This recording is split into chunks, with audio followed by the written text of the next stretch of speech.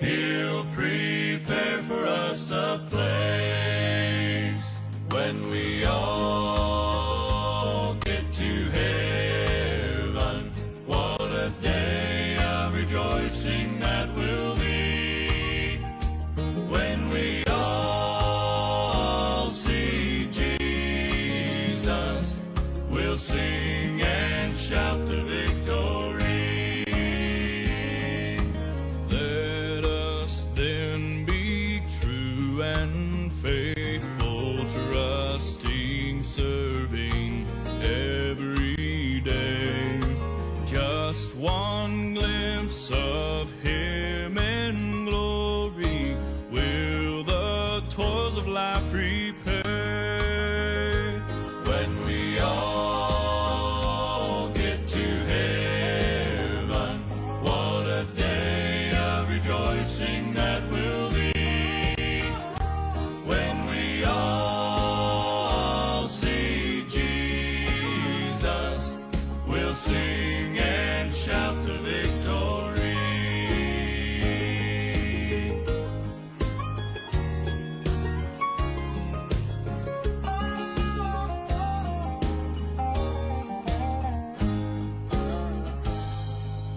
Onward to the prize before us, soon His beauty we'll behold.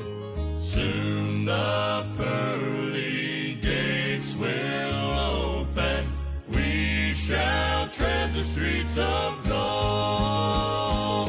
When we all get to heaven, what a day of rejoicing that will be when we all see Jesus. We'll sing and shout the victory.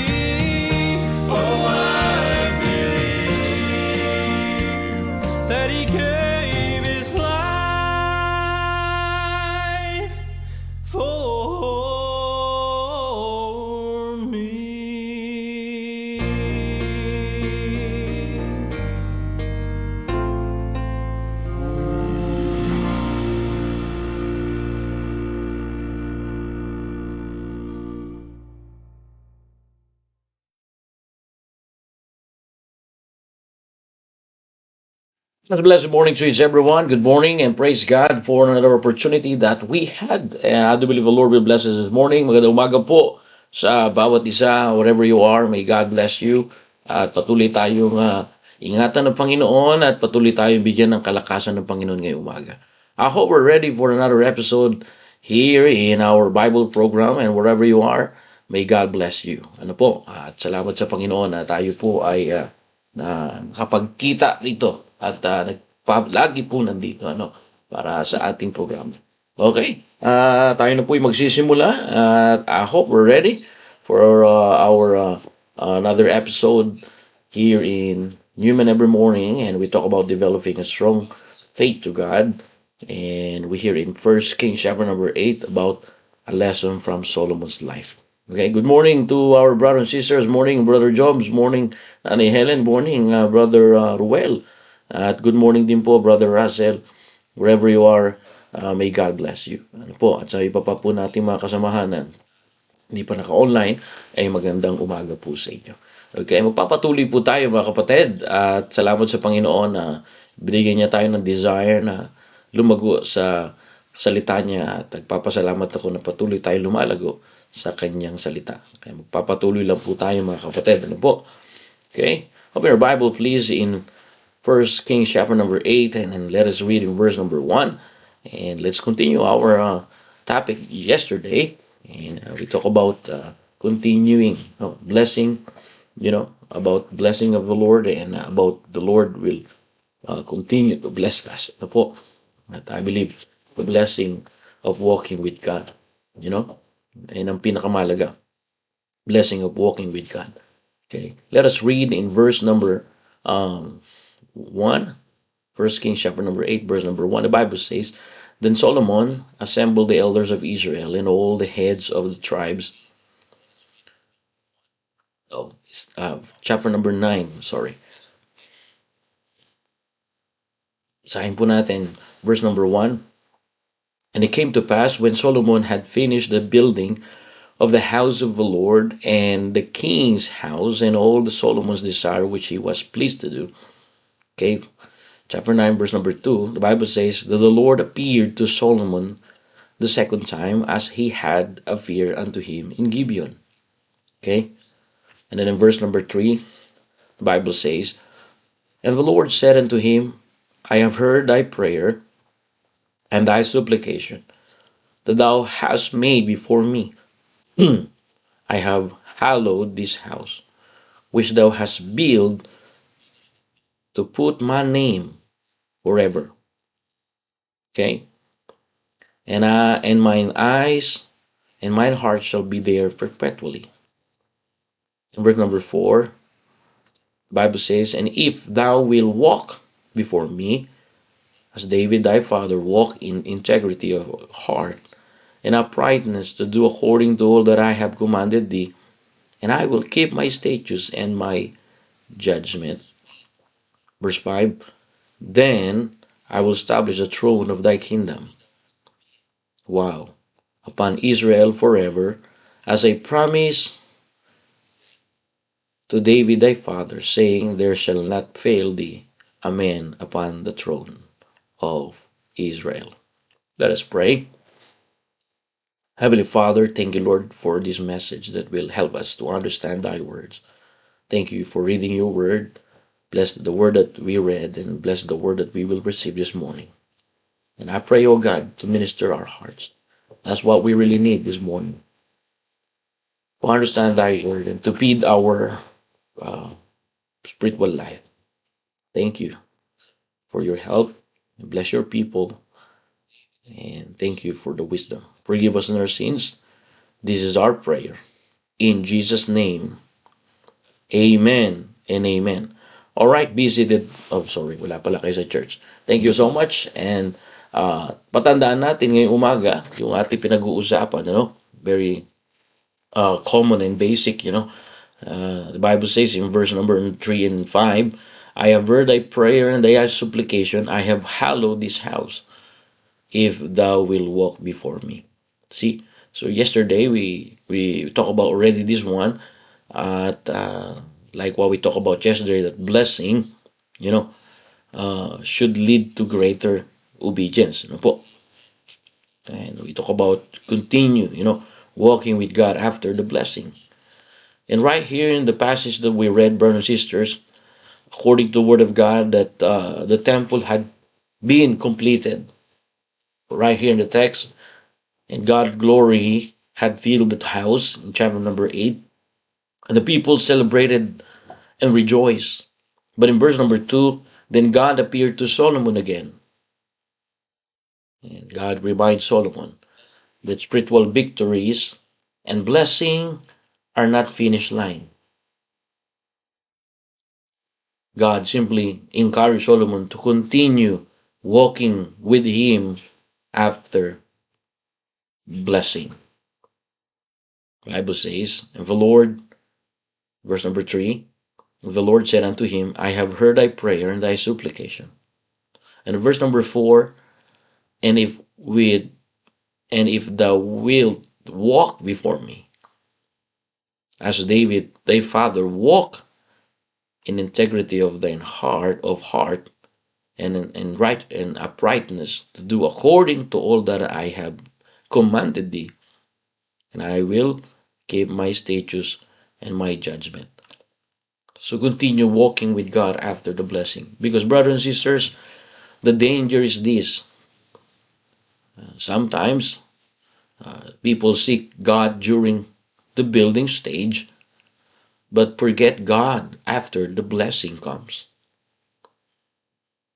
Tatandaan po natin, ipinaalala po ng Diyos kay Solomon na ang tagumpay o ano man ang pagpapalang galing sa kanya ay hindi po katapusan ng spiritual na buhay.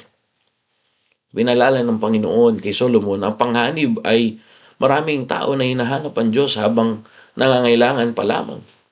Pero nakakalimot po pagkatapos patanggap ang mga pagpapala.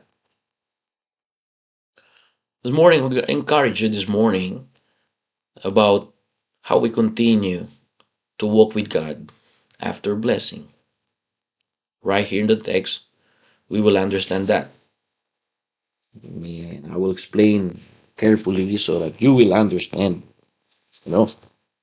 Walking with God, brothers and sisters, don't forget, gives direction for daily life.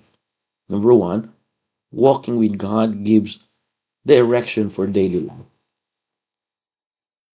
Again, walking with God gives direction for daily life. Because walking with God gives wisdom in choices, wisdom in our relationship, wisdom in our ministry, and our priority.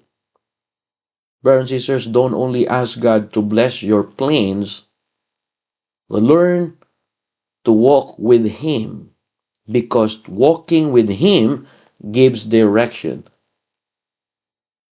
Ask God to lead your plans. Are you there, amen? Let me say again, don't only ask God to bless your plans, ask God to lead your plans. Huwag lang nating hilingin sa Diyos, mga kapatid, na manalangin, na tayo ay pagpalain, o pagpalain ang ating plano.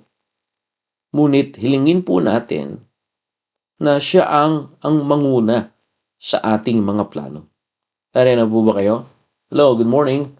I hope nandito na yung mga iba nating kapatid. Good morning po, si Sir Bona. Good morning. And Brother Matt. Okay, at si Brother Russell, nandito na rin. Good morning po sa inyo. Si Sir Lisa, good morning po. Lisa Pisco, good morning ma'am. Okay? Ganun po yun, mga kapatid. Don't only ask God to bless your plans. Ask God to lead your plans. Just like what happened here after Solomon completed, the house of the Lord. The Bible says the Lord appeared to Solomon, and God said, Solomon, this is not finish line. You need to walk with me, because after this blessing, I will give you direction. That's what God said to Solomon. It means walking with God gives direction for daily life. Brothers and sisters, before major decisions, learn to ask God to lead you. Like what I said, don't only ask God to bless your plans, ask God to lead your plans. I remember, um, like uh, our brothers and sisters here in Newman, um, napakalaga na makikita po natin dito yung ginagawa po ng Panginoon sa buhay po nila. Remember, like GPS. GPS only helps when you follow its direction. You can have the best navigation system, but if you ignore it and choose your own way, you can end up loose. The same, brethren, walking with God gives direction for daily life. Remember, we have the Word of God here. God's Word is our spiritual direction for life. And many people pray for guidance, but continue following their own desires. Kaya nga napakaganda na makuha natin, na matutunan natin na maaaring pinaka maganda ang navigation system mo. Pero kung hindi mo rin susundin ito, sa sarili mong daan, pa rin ang pinipili po natin, maliligaw at maliligaw pa rin po tayo. Salita ng Diyos ang napaka-the best na navigation natin sa buhay natin. Marami po, minsan sa buhay natin, nananalangin tayo na para gabayan tayo ng Diyos, pero bakit sarili pa rin po natin ang nasusunod? Ang kagustuhan pa rin natin ang sinusunod natin. Kaya napakaganda mga kapatid na makikita po natin ito. Darating ang mahihirap na araw sa bawat Kristiyano.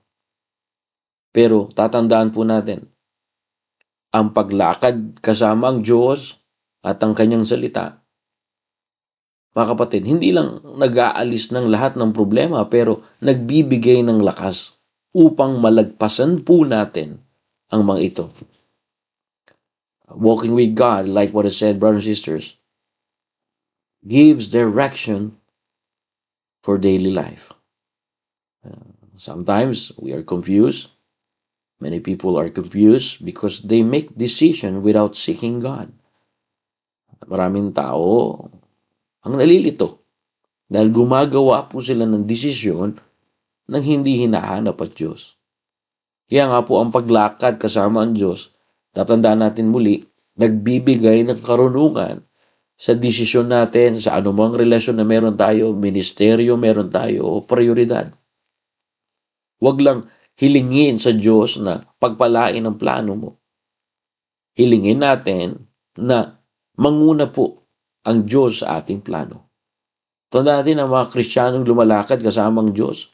Mga kapatid, natututong umasa sa Kanya araw-araw. Christian walking with God learns to depend on Him daily. Very basic, brethren, but it is important to remind us this morning that God's direction protects us from unnecessary mistake. Either amen? Ang direksyon ng Diyos, nag-iingat yan sa hindi natin kailangan pagkakamali. God's direction, that's why it is important to continue walking with Him. Like what the Bible says after Solomon finished the temple or house of the Lord, after God blessed Solomon, God simply saying here, Solomon, you need to continue walking with me. Then I will continue to direct your life. Brethren, don't forget that God sees tomorrow while we only see today. Let me say again, God sees tomorrow while we only see today. Nakikita po ng Diyos ang kinabukasan natin, nakikita po ng Diyos ang bukas, samantalang ngayon lang ang nakikita natin. Huwag tayong aasa sa mga bagay na ngayon pa lang natin nakikita. Kaya nga sinagi natin sinasabing pagkatiwalaan natin ng Diyos. Narito po kayo, Bakit natin kailangan pagkatiwalaan ng Diyos? Bakit natin meron tayong pusong mapagkatiwalaan ng Diyos? Bakit? Kasi ang nakikita lang natin, yung magagawa lang natin yung ngayon. Pero yung nakikita po ng Diyos, ang bukas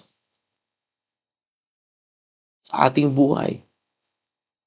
God sees tomorrow while we only see today. And brethren, before major decision, learn to ask God to lead you. Don't only ask God to bless your plans, but ask God to lead your plans. Are you there, amen?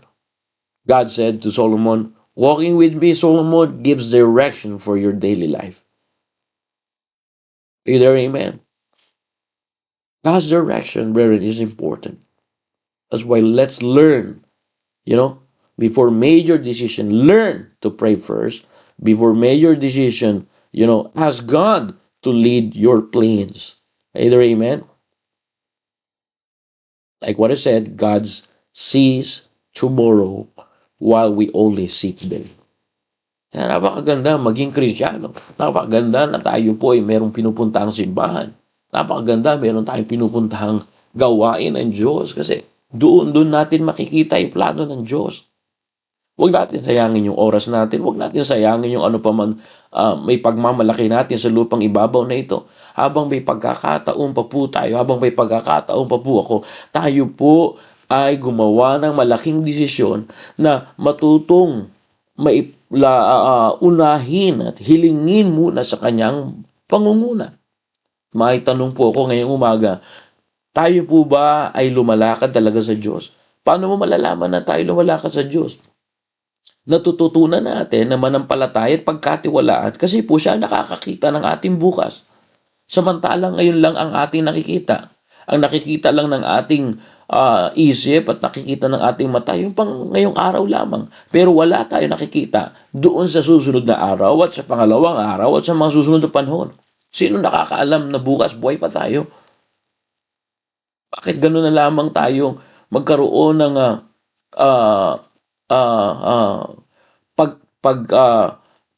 paglayo sa Diyos? Mga kapatid, wala nang dadabes, mga kapatid, na tayo ay magpatuloy. Nung pinagpala tayo ng Diyos, sabi ng Biblia, nung pinagpala si Solomon, dapat siya ay sabi ng Panginoon, magpatuloy ka, gaya ng iyong ama. If thou will walk before me as David thy father walked in integrity of heart and in uprightness to do according to all that I have commanded thee, and will keep my statutes and my judgment, in verse number 5, then I will establish. Brethren, the greatest blessing are not what God gives. The greatest blessing is God Himself, that He directs you. My question this morning, do you really build your life on obedience to God? Brethren, don't compromise truth for temporary gain. And the Bible make it clear, brethren, God reminds Solomon, after Solomon dedicated the temple, God appeared to him and gave direction. Solomon, this is your direction. Like what your dad did. Brethren, God's blessings are not merely material things. The greatest blessings are found in walking with God. The God of the Bible, the God of the universe.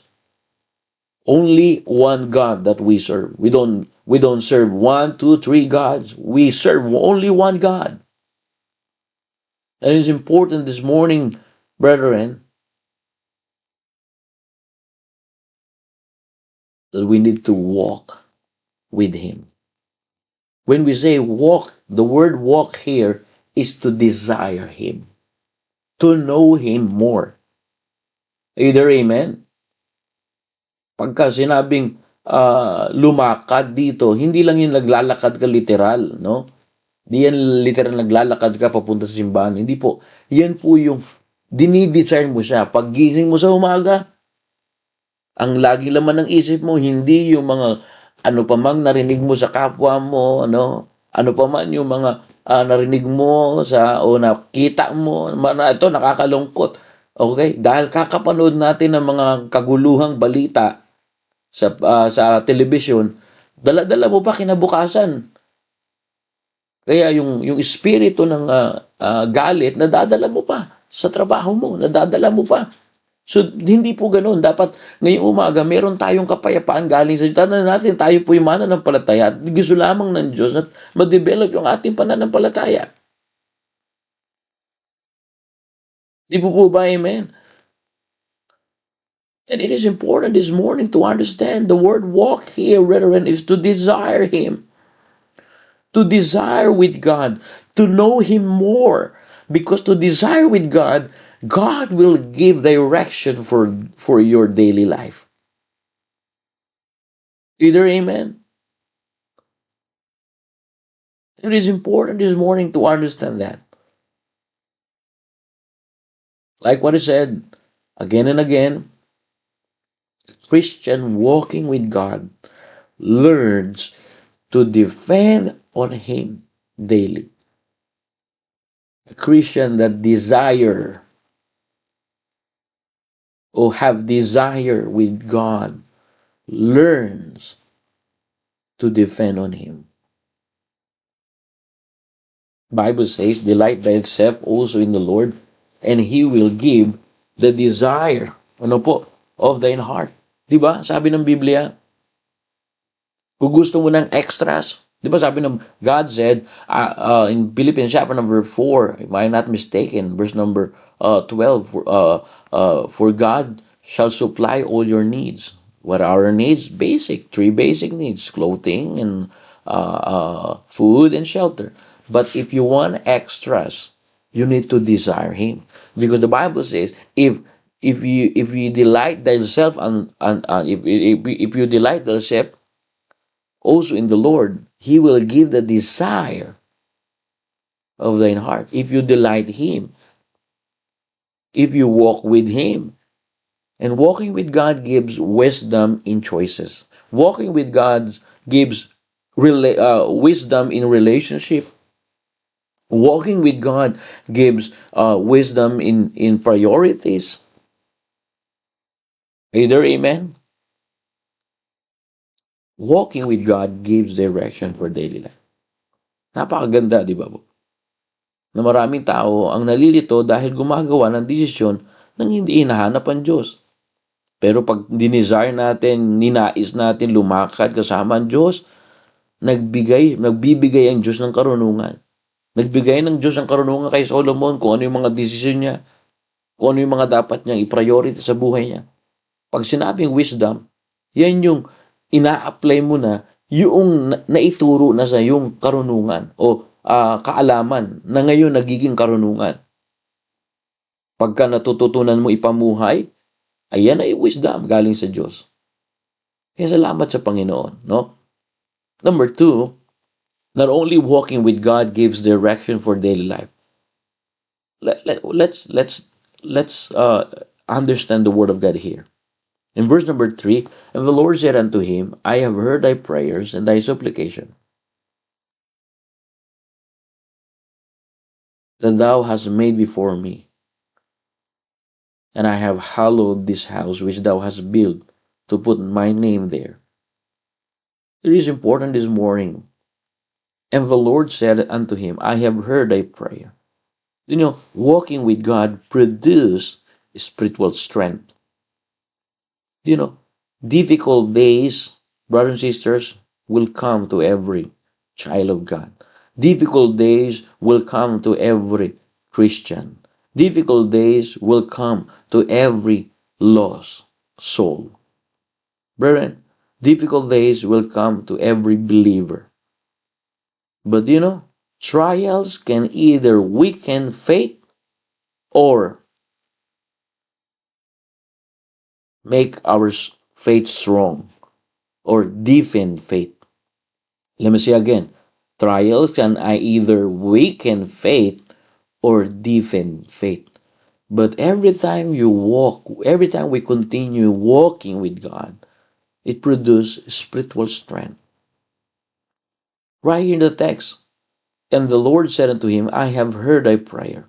Brethren, prayer and scripture become spiritual food for the soul. Tatandaan natin yan. And daily time with God strengthens the heart. We have Bible program like this, ano ho. Ito yung magpapalakas sa atin. Tatandaan natin, darating ang mahirap na araw sa bawat Kristiyano. Pero kung halimbawang dumating po ba yun? Halimbawang dumating sa iyo ngayong umaga yon. Mga kapatid, tatandaan mo, ang pagsubok, maaari po yan magpahina ng iyong pananampalataya, pero maaari diyang magpalakas at magpalalim ng iyong pananampalataya. Pagka ang pagsubok, nilayo ka niyan sa Panginoon, ay i-check natin yung ating pananampalataya. I-check natin kung tunay talaga tayo ligtas. Kasi kung ang trials natin o yung pagsubok natin, mas lalo tayong nilalapit sa Diyos, ay patunay yan na ikaw ay tunay na anak ng Diyos. Narinig po ba kayo? Kaya nga pinadadaan ng Diyos yung pananampalataya natin. Pinadadaan ng Diyos tayo sa apoy, parang kagaya ng ginto, pinadadaan sa apoy. Bakit po? Para maging makita at matanggal ang mga hindi karapat-dapat at lumutang yung pagiging ginto, kaya dinadaan sa apoy. Ganon din po tayo. Kung padaanin po tayo ng Diyos sa apoy, doon mas kikinang at doon mas lalalim at doon titibay yung pananampalataya natin. Pagka yung trials, if trials withdraw you to God, brethren, you need to ask God. But if the trials keep you draw closer to God, not withdraw, brethren, and that's direction of God, and and it gives you strength for tomorrow. Trials, brothers and sisters, in life give strength for tomorrow. And strength for tomorrow is built in today walk with God. Are you there? Amen? Yan, napakaganda, di ba? Pagsubok, maaari ang magpahina o magpapalalim ng pananampalataya mo. Saan tayo doon? Ano po yung gagawin natin? Mga kapatid, ang araw-araw na oras na kasama ang Diyos, at tandaan niyo po ito, pinalalakas niya ang pananampalataya mo. Pinalalakas niya ang loob mo. Nangihina ang Kristiyano, tandaan natin, darating ang panghihina. Hindi ka lagi malakas. Nangihina ang Kristiyano kapag mag-isang lumalaban sa spiritual na laban. Pero pagkasama mo ang Diyos, diyan ka lalakas. Alright? Christian becomes weak. Christian become weak when they try to fight spiritual battles alone. But brethren, daily time, spend much time with God strengthens the heart. And walking with God does not remove all problems, but the Word of God simply saying, it gives strength to endure them. Yung paglakad natin kasama ang Diyos, mga kapatid, tatandaan natin, hindi nag-aalis ng lahat ng problema yan. Kung kailan pa ako naglingkod, doon pa ako nagkasakit. Kung kailan pa ako naglingkod, doon pa. Alright, sige, naintindihan ko, may problema tayo. Pero yung paglakad mo kasama ang Diyos, hindi nag-aalis lahat ng problema yan. Ang masusigurado lang natin, mga kapatid, nagbibigay yan ng lakas upang malagpasan mo ang lahat ng problema. Narino po ba kayo? Hello? Ano man ang problema mo ngayon? Ano man ang problema ko ngayon? Anong pinagdadaanan ko ngayon? Mga kapatid, ang maganda, kasama natin ang Diyos sa problema. Naalala niyo ang Panginoon ang sinugo niya yung mga disipulo sa kalagitnaan ng bagyo. At halos masira na yung kanilang sinasakyang bangka, no? Pero makikita niyo po, bakit pinintulutan ng Diyos na daanan nila yung bagyo?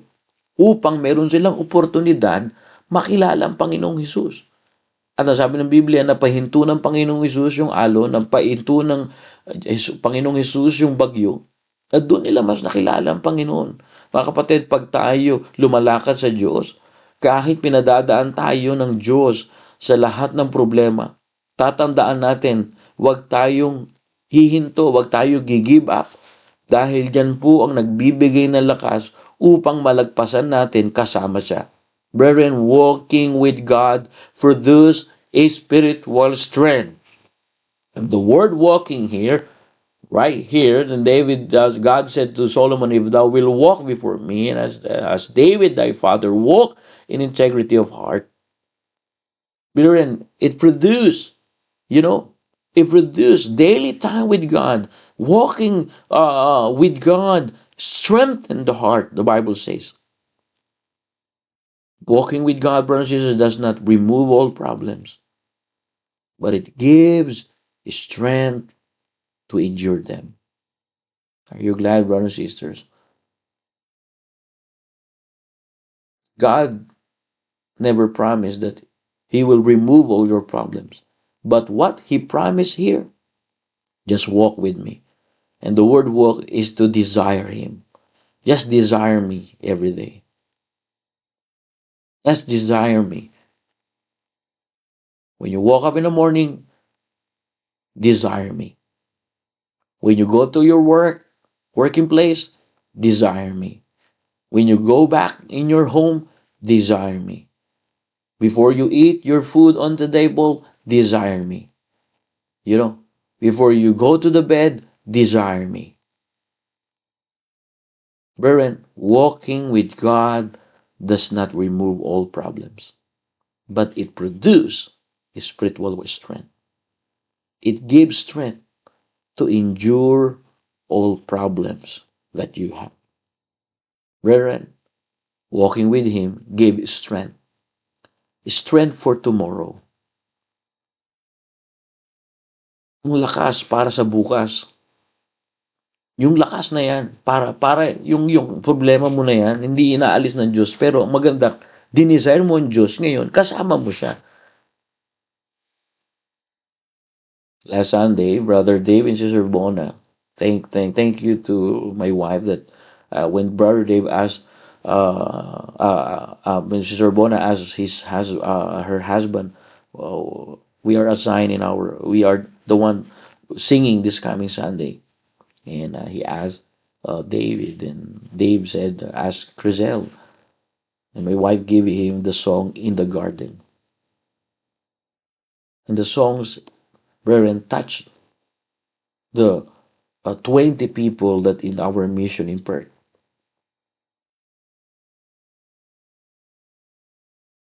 Napakaganda nung kanta, mga kapatid.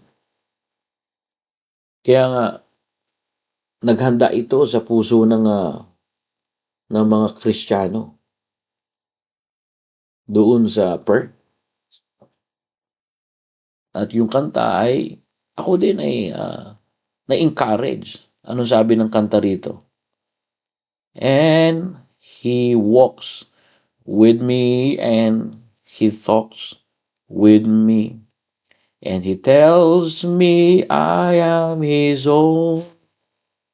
And the joy we share as we tarry there, none other has ever known. Imagine, brethren, He walks with us. He talks with us. And brethren, He tells us, you and I, His own. It is important this morning. And right here in the text, God appeared to Solomon in the second time, and God said to Solomon, and if thou walk with before me, as David thy father, number one, brothers and sisters, what number one? Walking with God gives direction for daily life. Oh, I know that. Yeah, you know that. I know you know this. But are you glad that this is sharing of the Word of God? And always, God remind us. God direction protect us from unnecessary mistake. Because God sees tomorrow while we only see today. And not only that, walking with God produce spiritual strength. God said, Solomon, walk with me. Because walking with me daily strengthen your heart. And brethren, walking with God does not remove all problems, but it gives strength to endure all problems. Either amen. Kaya salamat, natutunan natin lumakad. Sinabing lumakad, ulitin ko lamang, yung ninais natin, dinesire natin siya, umaaga pa lang. Sabi ko kay Zachary, I said to my son, Zach, up, before you go to your school, come on. Let us pray, Zach. God will give you a right spirit and God will use you to be a blessing to others. But before you go to school, let us ask the Lord's leading.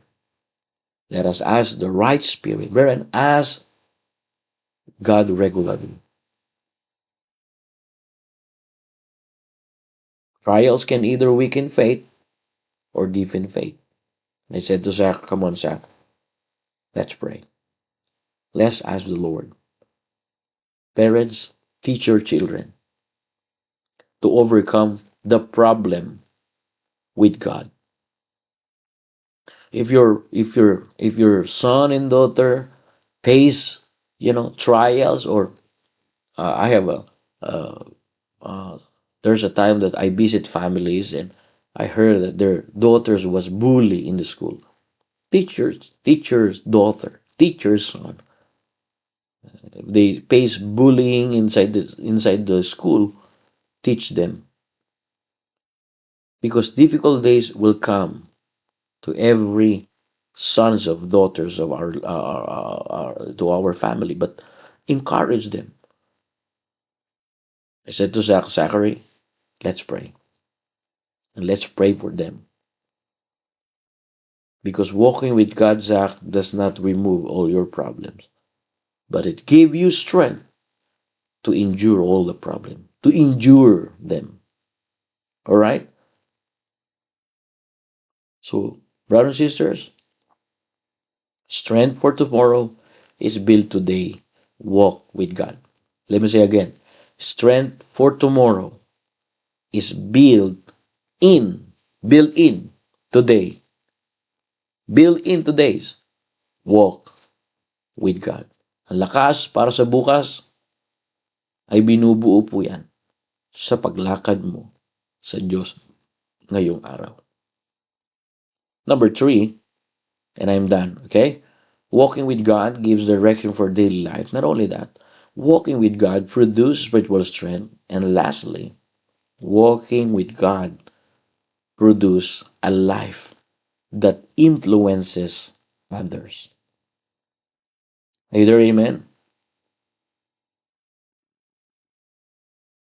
Let me say again, walking with God produces a life that influences others. The Bible says in verse number 4, and if thou wilt walk before me as David thy father walked in integrity of heart and in uprightness, to do according to all that I have commanded thee, and keep my statutes and my judgment, then I will establish the throne of thy kingdom upon Israel forever. As I promised to David thy father, saying, there shall not fail thee a man upon the throne of Israel.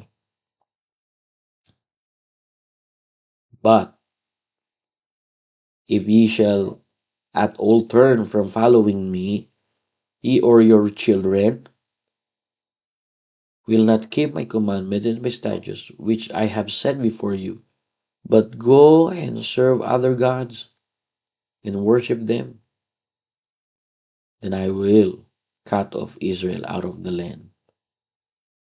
So God said to Solomon, if ye shall all turn from following me or your children, and will not keep my commandments and my statutes, I have set before you, but go to other gods and worship them. Brethren, it is important this morning that walking with God produces a life that influences others. You know, children learn faith by watching adults. Let me say again, children learn faith by watching adults, especially to our members here in UMN and down there in Perth, here in the Western Australia. Listen to this. Children learn faith by watching adults. Natututunan po ng mga anak natin. 'Di ba? Si Sir Bona noong nakikita ni ni King, yung anak mo lalaki na yung tatay niya nagso-song lead. 'Di ba nakita mo si Sir Bona nagso-song lead? Nakita mo 'yon. Pag ginagaya ni King, mga kapatid, kung ano, mga kapatid, ang nakikita ng ating anak, yan ang gagayahin niya. So, mas natututunan ng mga anak natin na manampalataya sa pagmamasid sa matatanda, lalo na sa mga magulang. Wherein your children learn faith by watching adults. And number 3, walking with God produce a life that influences others. Wherein your testimony at work, your testimony at home may point someone to Christ. Either amen. Just like, perfume. A perfume does not needs to announce its presence.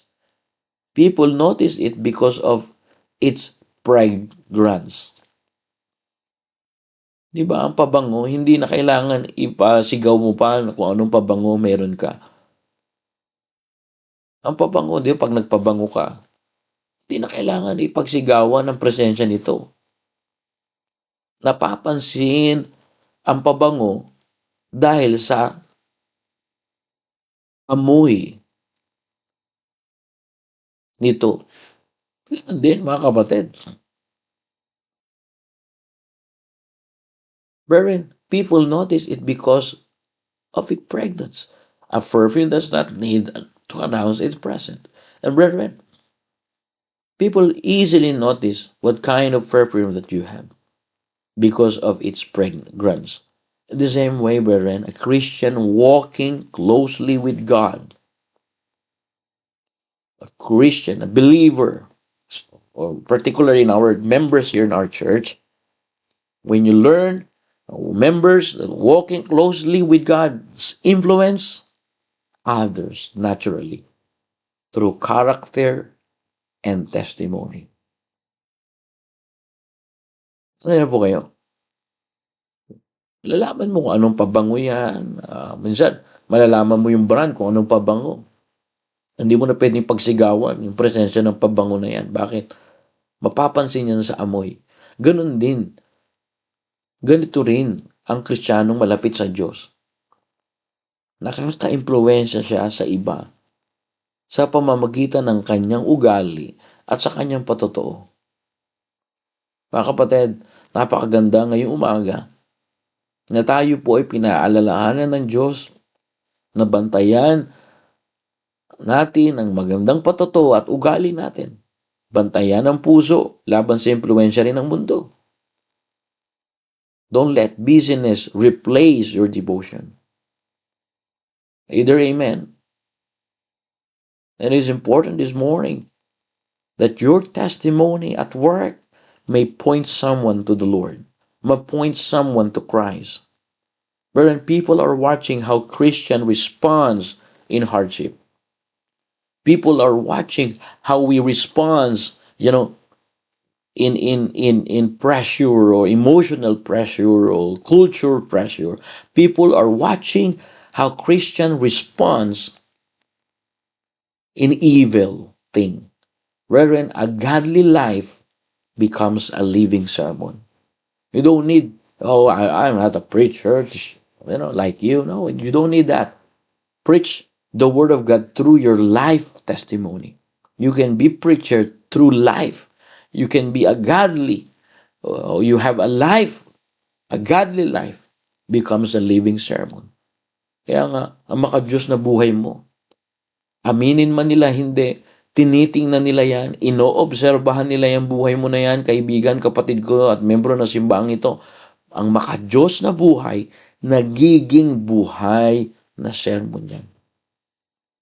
Kaya yung paglakad mo natin po sa Diyos, maaring maging magpalakas po yan sa iba.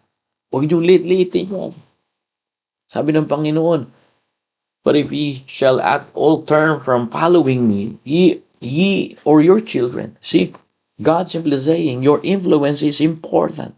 Walking with me produce life that influence others. But if you stop walking with me, you stop walking that life produce that influence others, or life that can build a godly life, what happened here? Then I will cut off. See, brethren, start your day with God before starting your schedule. Maganda yun, di ba? Simulan natin yung araw natin kasama ang Diyos bago natin yung mga nakalagay na natin yung schedule.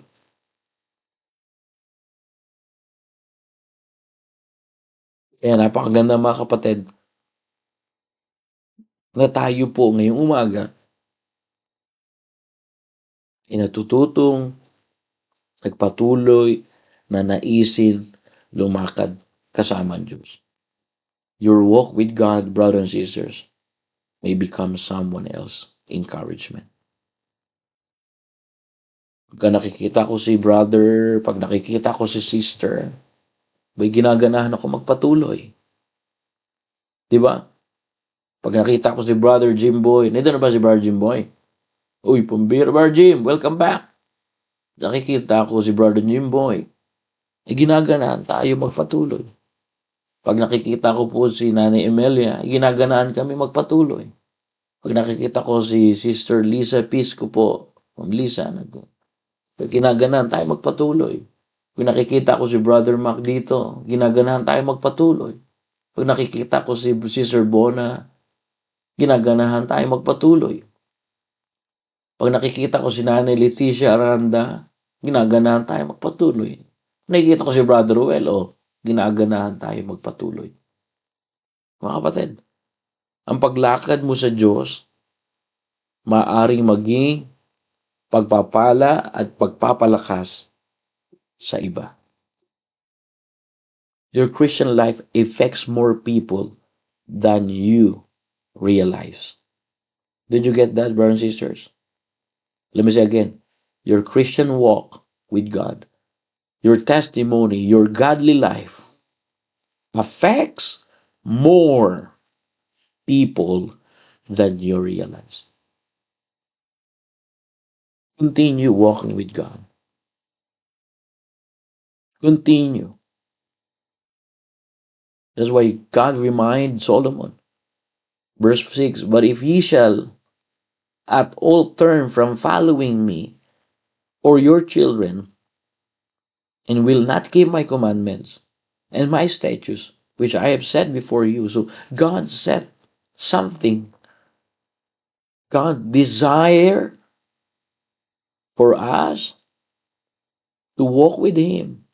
That's why I encourage you, walk with God at home, not only in church. Walk with God at work, not only in church. Keep serving God even when unnoticed. Make Christ part of every area of life. Brethren, seek God daily, not occasionally. Isama natin si Kristo sa bawat bahagi ng ating buhay. Lumakad kasama si Kristo sa tahanan, lumakad kasama si Kristo sa ating trabaho, lumakad kahit saan man tayo magpunta, hindi lang yan sa loob ng simbahan. Kasama natin ang Diyos. Kaya nga may kanta di ba? And He walks with me, and He talks with me, and He tells me I am His own. And the joy we share as we tarry there, none other has ever known. And brethren, it is important this morning. Walk with God. Keep serving God even when unnoticed. Stay faithful even when emotions change. Either amen. Because your walk with God may become someone else encouragement. Walking with God, brings a life that affects more people than you realize. Mas maraming maapektuhan na buhay. Yang buhay mo na yan, mas maraming maapektuhan po yan kaysa sa iniisip mo kung lalakad ka kasama ng Diyos. Ngayong umaga, meron tayong 3 bagay na dapat matandaan. This morning, 3 things. Three things only. Walking with God, give direction for daily life. Brothers and sisters, don't forget that God sees tomorrow while we only see today. And walking with God gives wisdom in choices. Give wisdom in relationship. Give wisdom in your family. Give wisdom in your priorities and ministry. Don't only ask God to bless your plans. Ask God to lead your plans, to direct you daily. Not only walking with God gives direction of daily life, but walking with God produces spiritual strength. Brethren, strength for tomorrow is built in today's walk with God. Difficult days will come to every child of God, every members of our church, every Christian. But walking with God does not remove all your problems, but it gives strength to endure them. I understand you lost or one of your loved ones died. But don't forget, in difficult days, your strength for tomorrow is built today when you continue walking with God. And not only that, walking with God gives you direction. Walking with God produces strength. But let me tell you this, walking with God produces a life that influences others. Every time you walk with God, every time I walk with God, every time I continue serving the Lord, I continue desiring Him. The word walk, it desire Him. God, every time I desire God in my life, brethren, you don't have idea that walking with Him becomes a living sermon. And your walk with God may become a someone else encouragement. Akala natin, yung sermon, maririnig lang natin sa pulpito. Hindi pa doon. Pagkatapos natin makapakinig ng sermon sa pulpito, paglabas natin, pag pinamuhay natin yung sermon sa pulpito, yang maka-Diyos na buhay ay nagiging buhay na sermon. Ngayong umaga, this morning, when you walk with God daily, you will discover that His presence is a greater blessing than anything He gives. He said to Solomon in second time, after I bless you, Solomon, walk with me. Kapag araw-araw kang lumalakad o dinidesire mo kasama ang Diyos, matutuklasan mo ang kanyang presensya ay mas malaking pagpapala kaysa sa anumang bagay na tinanggap mo. I hope the message is clear. Let us pray. Heavenly Father, thank you for your help. Bless your people, O God. And I pray, Lord, to walk closely with you, O God. Because when we learn to walk closely with you, our life will naturally point others to you. Matututunan lang namin, Panginoon, na mag-desire, lumakad. Marami pang malalapit sa inyo. At lumakad ng malapit sa inyo, Panginoon, ang buhay po namin ay magiging natural na magtuturo sa iba para makilala po nila kayo. Salamat, Panginoon. Tinuturo niyo po sa salitang ito sa amin na paglakad po sa inyo ay magdadala sa amin ng maayos na direksyon. Gusto namin ng maayos na direksyon. Ang tinuturo ng inyong salita ay matuto kaming i-desire kayo. Matutunan namin i-desire ang salita ninyo. Because ang salita ninyo, Panginoon, ang gabay namin sa buhay. Palain niyo po ang inyong mga anak at bigyan niyo po kami ng kalakasan ngayong araw. At salamat po sa amin na pag-usapan na nagbukas sa aming isipan. Thank you, Lord, for what you have done in our lives. Any sins that you see in our life, forgive us. Cleanse us from our iniquity.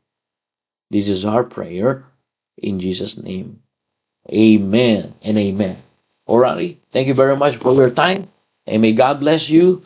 And good morning sa inyo dyan. Good morning, Sister Clarice. Good morning po. To all our brothers and sisters, magandang umaga po. Magpatuloy tayo. And see you tomorrow for another episode here in Human Every Morning. Developing a strong faith to God. And let's continue walking with God. Alrighty. Thank you. And God bless you all.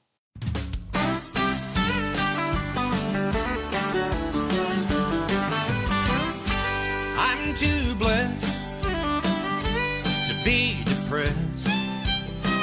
I'm living on love. I'm not buying on time.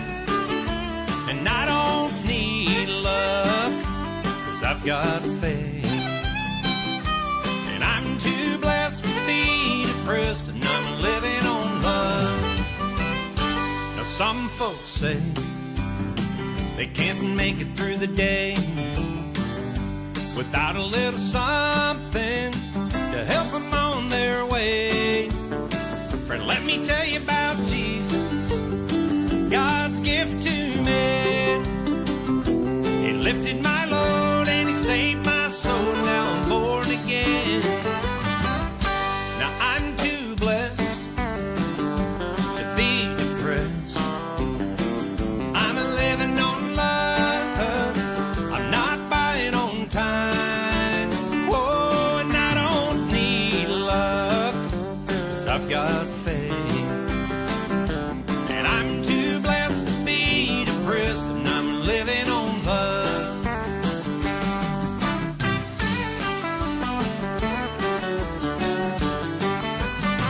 I don't have a lot of money or things to call my own, but I'm laying my treasure in a heavenly home. And you can take away my things that money can buy, but my friend, you see, I would still be the richest man alive, 'cause I'm too blessed to be depressed. I'm living on love. I'm not buying on time. And I don't need luck, 'cause I've got faith.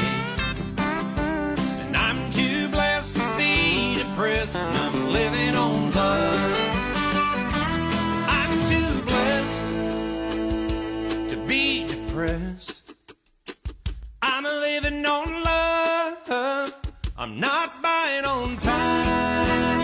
Oh, and I don't need luck, 'cause I've got